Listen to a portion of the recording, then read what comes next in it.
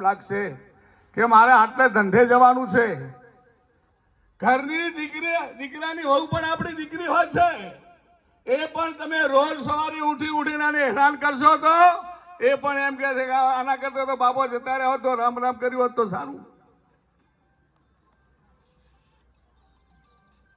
એટલે મહેરબાની કરીને વ્યસનથી તમે બધા દૂર થઈ જાઓ વડીલો. અને યુવાનોને મારી બે હાથ જોડીને વિનંતી છે કે એકલો દારૂ ને પણ ગુટકા પણ સાથે સાથે તમને વિનંતી કરું, ગુટકાની પણ. આપણા દીકરા દીકરીઓ તો નથી લેતા, પણ તેમ છતાં ગુટકા પણ અત્યારે ઘર કરી ગયા છે. તમે જ્યાં જુઓ ત્યાં પાનની પિચકારીઓ મારતા હોય છે. ગુટકા કેટલું નુકસાન કરે છે તમને. અભ્યાસ કરતા દીકરાઓને પણ લગાડી દીધા છે કામે. હમણાં ઘણી બધી વાતો થઈ. આપણા સમાજના આગેવાનોએ જે માર્ગદર્શન આપ્યું છે,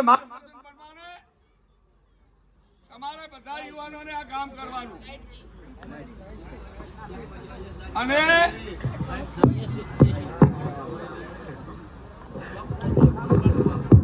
અને તમે નિર્વ્યસની હશો તો સવારે તમારા માતા પિતાને પગે લાગશો. નિર્વ્યસની હશો તો સવારે ભગવાનને પગે લાગશો. નિર્વ્યસની હશો તો સારા જગ્યાએ બેઠક પણ કરશો. અને